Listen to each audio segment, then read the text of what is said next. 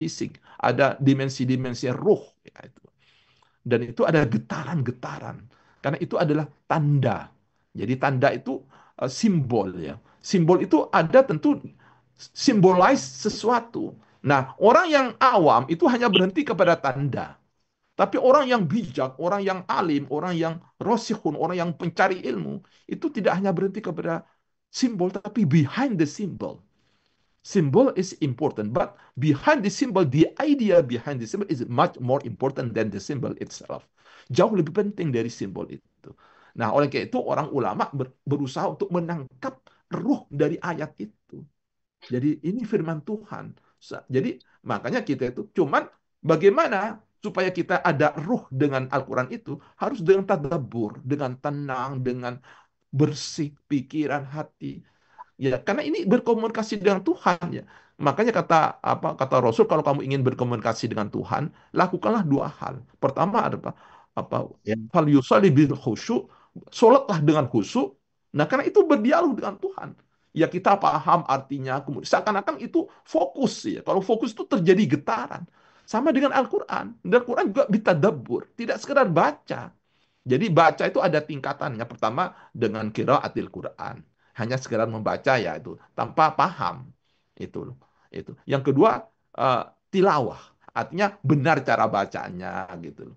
Nah, tapi yang paling terakhir itu tadabbur dengan mengerti kandungannya, isinya itu apa, message-nya itu apa. Nah, message-nya itu. Dan kemudian dimudahkan oleh para ulama ya menjadi empat ya. Al-Quran itu isinya pertama selalu terkait ada di situ unsur akidah yang menjelaskan siapa Tuhan itu. Yang kedua itu selalu mengandung syariat, yaitu perintah, aturan, itu syariat. Nah, yang ketiga selalu muamalah, mengandung unsur bagaimana kita berinteraksi sama manusia, tidak boleh bohong, tidak boleh dolim, tidak boleh arogan, tidak boleh egois, itu loh, itu muamalah. Kemudian yang terakhir akan menciptakan menimbulkan akhlak, jadi etik itu. Jadi itu kan tingkat kebenaran yang tinggi itu. Jadi dia itu punya sensitivitas gitu loh. Mana yang pantas, mana yang layak, mana yang itu kalau orang sudah apa itu orang yang berilmu itu yaitu makanya ukuran orang berilmu itu bukan orang yang hafal Quran, bukan orang yang hafal dalil, bukan. Itu innama yasyallah min ibadil ulama. Yaitu orang yang punya rasa takut. Jadi rasa itu karena dia sadar bahwa di balik kita itu ada Tuhan. Jadi perasaannya itu betul-betul apa itu mewarnai perasaan kehidupan dia. Jadi itu. Jadi sekarang itu kan tidak kita terlalu simplifikasi yang namanya orang belum tentu misalnya ada orang yang Islamologis ya Islam ada orang yang ahli Islam tapi dia tidak dapat hidayah hanya sekedar kognitif saja ya sama dengan ChatGPT itu ya artinya apa dia pandai menyampaikan gitu tapi dia tidak punya rasa. Nah, yang ingin kita raih itu bagaimana kognitif ini berlanjut kepada afektif, rasa rasa. Nah, kita kan sering tidak mengerti perasaan kita. Tiba-tiba kita kecewa, tiba-tiba kita sedih. Kenapa kita sedih? Kenapa kita kecewa? Kenapa kita misalnya apa itu marah gitu. Nah, karena ada sesuatu yang kita meresponnya tidak tepat gitu. Nah, Al-Qur'an itu memberikan satu petunjuk gitu. Sehingga akhirnya cara pandang itu eh, tepat gitu. Cara pandangnya itu mindset itu mindset itu loh. Jadi apa itu emotional set itu. Cara nyeting itu. Settingan kan sering kita itu settingannya nggak benar gitu. Sama dengan komputer kalau settingnya nggak benar ya itu. Itu ya.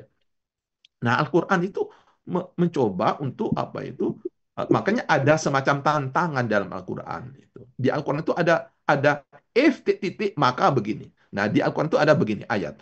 Famanittaba'a hudaya fala yadhillu wa la yashqa. Kalau kamu ikuti petunjuk, kalau if ya, kalau kamu ikut petunjuk, kamu tidak akan terpuruk dan kamu tidak akan sesat. Nah, kalau kita itu yang pertama, yang kedua, faman ittaba'a hudaya fala khaufun 'alaihim wa lahum yahzanun. Dan ini harus dibuktikan. Nah, itu. Nah, saya sudah membuktikan ini. Jadi saya membuktikan, saya ini kan sering kecewa, saya ini sering sedih. Nah, sekarang itu saya coba, kalau saya sedih, saya kecewa, saya langsung sholat. Dan saya langsung baca Quran. Dan betul, itu hampir 90% itu hilang. itu apa itu. Nah ini, nah mari kita buktikan kul hatu burhanakum in kuntum shadiqin. Di Al-Quran itu sendiri yang mengatakan begitu. Buktikan kamu. Kalau kamu percaya ya buktikan. Kalau kamu tidak percaya, buktikan dengan ketidakpercayaan kamu. Gitu loh.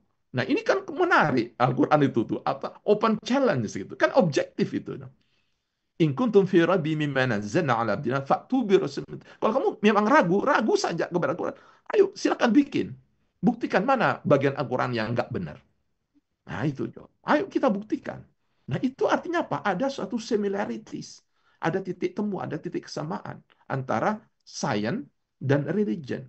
Yang benar tapi itu.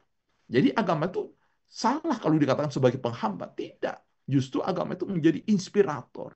Bisa memberikan solusi. Di saat scientific itu stuck. Tidak bisa, maka di situ ada apa itu agama.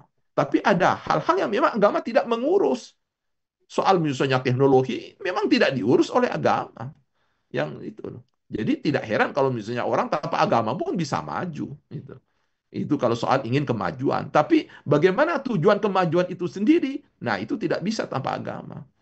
Jadi tidak heran misalnya kalau apa itu di Jepang itu tingkat bunuh diri yang tingkat apa itu ya apa itu kematian ya bukan karena kelaparan tapi justru karena overabundance karena berlebihan.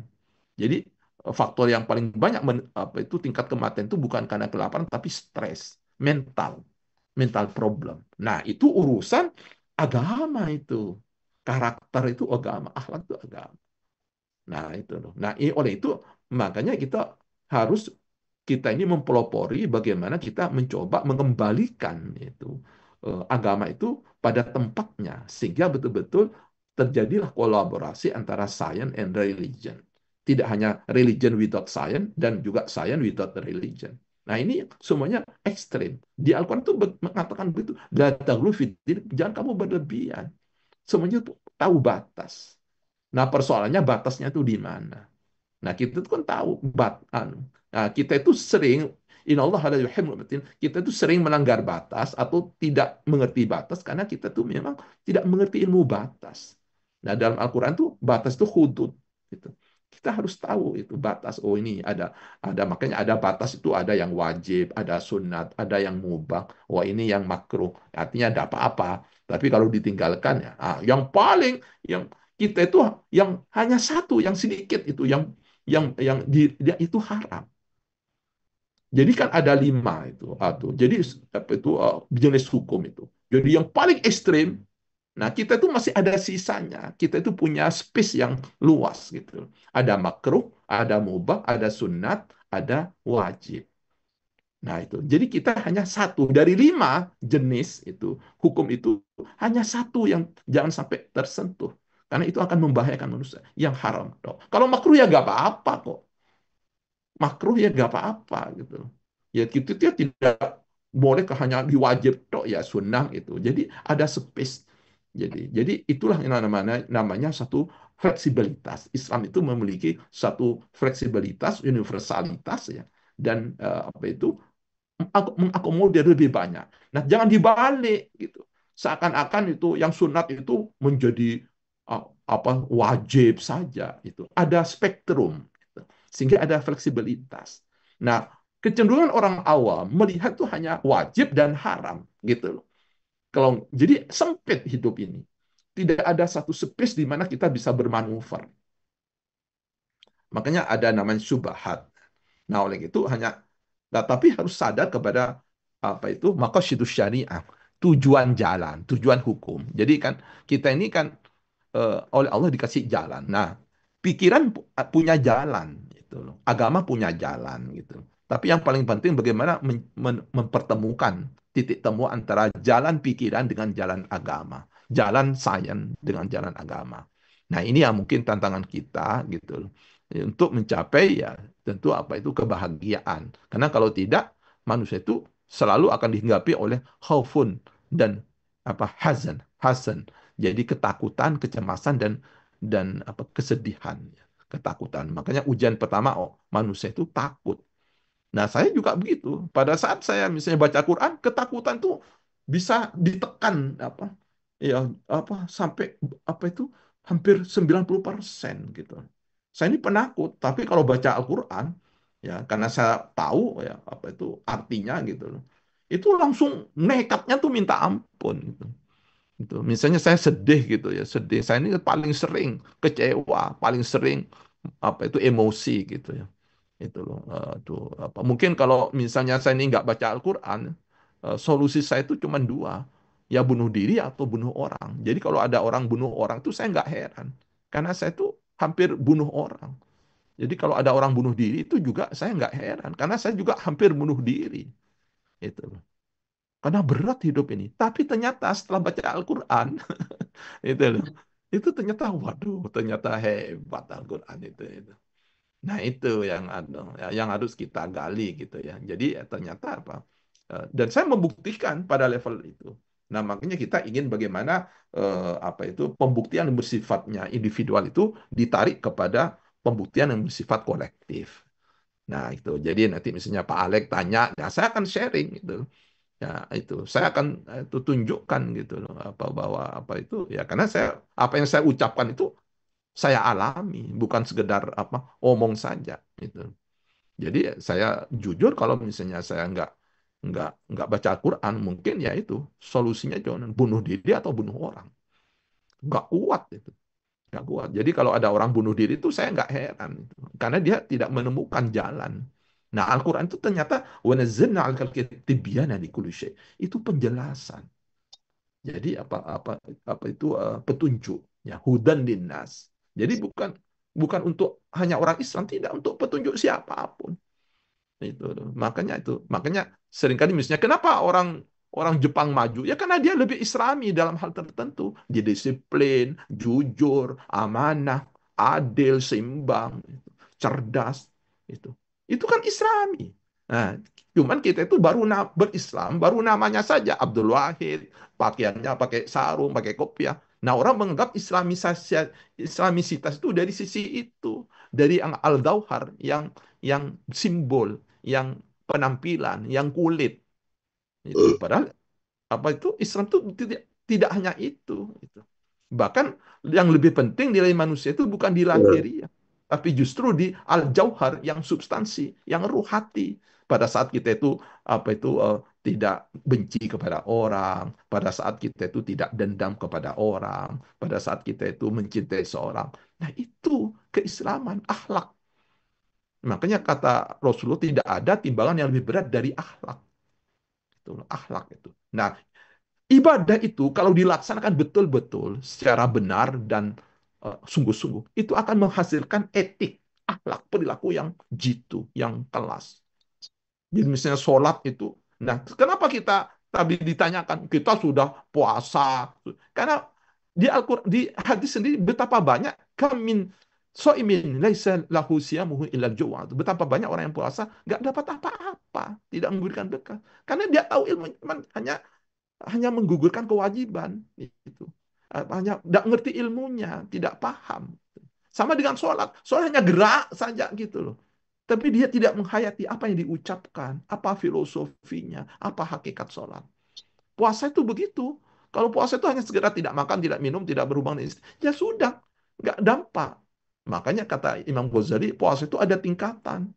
Ya termasuk mata, itu harus dipuasakan, pikiran. Nah yang paling kelas itu adalah hati. Yang selama ini kita lupa kepada Tuhan, bagaimana pada saat puasa kita selalu ingat Tuhan. Selalu menyebut Tuhan. Sehingga ada getaran. Oh ya, tiba-tiba kita sayang sama sesama. Kita itu suka memaafkan. Nah, itu athar, itu adalah dampak dari puasa. Oh, kita merasakan ya lapar, haus. Oh, begitu ya orang miskin gitu ya. Itu loh. Begitu juga kita pada saat sujud kita merasakan oh kebesaran Tuhan. Gitu loh. Sehingga apa? Berdampak kepada perilaku. Nah, ini. Nah, ini. Jadi kata Yusuf Qardawi itu, puasa itu kalau yaitu pada saat puasa itu kan dekat dengan Tuhan. Maka kalau kita punya getaran itu, ya walaupun kita apa itu akhirnya apa? Salamun. Jadi Lailatul Qadar itu bukan wah dapat pahala, dapat ini. Nah, itu orang awam itu anak kecil itu loh. Itu loh. Anak kecil itu harus diimpi. Tapi yang paling penting itu yang dirasakan apa? Tanda tanya Lailatul Qadar itu yaitu salamun, damai, tenang. Sakit ya damai, tidak punya uang damai, apalagi punya uang, apalagi sehat. Kenapa? Karena sudah mengenal Tuhan, indah, ujian menerima. Nah, kita ini kan pikiran ini kenapa kita tuh apa itu kecewa karena kita tidak menerima dikasih sakit ya tidak menerima dikasih kesulitan. Tapi pada saat kita menerima dan kita menjadi itu yang memberi adalah Tuhan, ya sama saja gitu loh, indah. Ya miskin atau kaya itu nggak ada bedanya. Sakit sama sehat nggak ada bedanya. Yang ada itu adalah fa'ina matuwalu fathamma wajhu. Yang kamu lihat itu hanya Allah. Sehingga apa? Indah. Karena apa? Penuh dengan cinta dan ketaatan. Jadi kita apa tidak berhenti kepada perintah, tapi siapa yang memerintah itu? Yaitu Allah. Sehingga kita tuh cinta. Coba kalau kita tuh apa itu pada saat pacaran yang diperintah oleh yang kita cintai. Waduh, walaupun hujan dilabrak, panas labrak itu. Apa? Terasa indah. Itu tidak terasa. Itu. Kenapa ulama itu berani mengorbankan harta dan jiwanya? Itu loh. Apa berani? Karena dia punya keyakinan yang dilihat itu bukan lagi pedang atau pistol tapi Allah. Nah, itu yang dia lihat itu Allah. Sehingga tidak terasa lagi apa itu hujan Allah itu dia senang gitu, ridho gitu loh. Dan karena Tuhan apa seperti apa wanalakum bisyai'in aku uji kamu itu. Jadi aku uji misalnya kamu dengan kesulitan itu bukan karena aku benci, tapi karena sayang. Nah, makanya salamun itu Lailatul Qadar itu ya, menurut saya itu pada saat orang merasakan keberadaan Tuhan dan kekuasaan Tuhan. Sehingga apa? Salam, yaitu damai, indah. Nah, itu Lailatul Qadar. Kalau orang tuh sudah kemudian hidupnya tenang dalam situasi apapun. Dalam keadaan ancaman orang tenang, dalam keadaan krisis ekonomi tenang. Kenapa? Karena dia sudah mengenal Tuhan. Itu loh. Dia kenapa? Robbul Tuhan segala Tuhan. Dia sudah kenal. Jadi tidak butuh lagi. Kalau kita ini kan butuh dekat dengan presiden, butuh dekat dengan menteri, ya itu loh. Karena kita belum mengerti filosofi Allahu Akbar.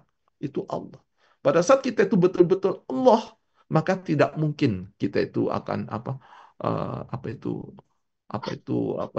beralih dari Tuhan, tidak mau berpisah dengan Tuhan, tidak mau gitu loh. Jadi kita kebutuhan kita itu hanya afalam yakfi birabbi ketahuan apa kamu belum cukup aku menjadi milikmu kok masih pingin yang lain gitu loh. Jadi itu kita nggak serakah, kita nggak akan sombong karena kita anu, apa itu seakan-akan sudah punya Tuhan gitu loh. Gitu. Nah itu apa ya? Nah ini ya artinya apa? Deep learning itu mungkin itu yang dimaksud dengan menteri apa itu ya? Ya kita apa belajar beragama itu harus total gitu. Jangan hanya simbol tok ya. Ya tapi harus apa jauh ke dalam ya menyentuh apa filosofi dan hakikat. Nah itu saya pikir ya, ya itu. Nah, ya memang itu memang tidak mudah gitu ya. Memang itu semuanya harus apa ada namanya riyadhah ya. Kalau dalam istilah itu diulang-ulang, harus berlatih terus, jatuh bangun ya. Memang tidak mungkin harus ada eksperimen gitu loh. Jadi memang apa itu tidak mudah gitu. Makanya tergantung dari apa eh, makanya di Al-Qur'an itu ada namanya di kulli darajatun mimma amilu. Kelasnya orang itu tergantung dari apa yang dia usahakan. Nah, kita jangan bermimpi, kita itu usahanya katanya hanya 1 jam gitu ya. Nah, ingin apa itu mendapatkan orang yang usahanya 3 jam, 4 jam gitu ya. Makanya asyadul ibtila ma'adamul jaza. Nah, makanya ujian yang paling terberat itu bukan kita tapi Rasul. Nah, sehingga wajar kalau dia itu mendapatkan kelas. Sama seperti kita. Kalau kita ingin kelas gitu ya, memang ujiannya itu memang harus kelas juga gitu. Ya, kita harus dibanting, apa tuh ditempal dari kanan kiri gitu.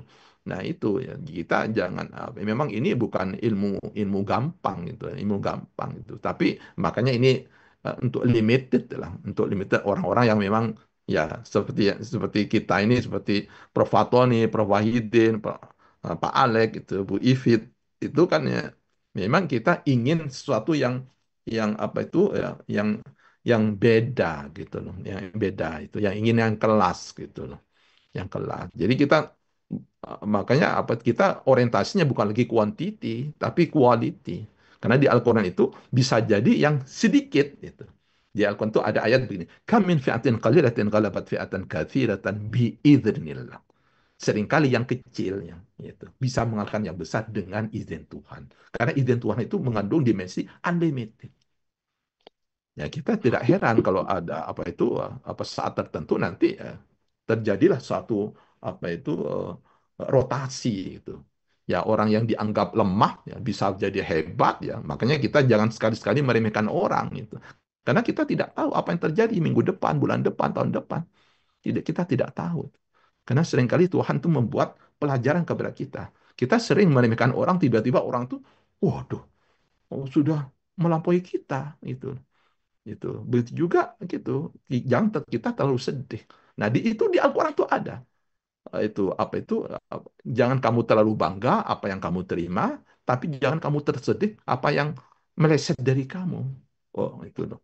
Itu. Jadi itu kan di Al-Quran itu, Masya Allah. Saya tuh kan sering kecewa. Tapi setelah saya menemukan ayat itu, Alhamdulillah gitu ya. Akhirnya saya, oh jangan itu. Itu loh. Itu. Wa ma, apa itu di Al-Quran itu ada ya. Saya hafal, teman ini kebetulan lagi hang ini.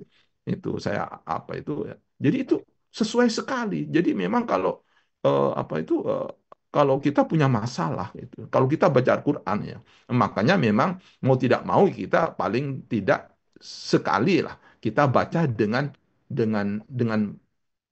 membaca artinya paling tidak ya. Syukur-syukur kita ada beberapa versi ya seperti yang disampaikan oleh apa itu Prof Faton itu apa itu Chat GPT itu adalah akselerator ya.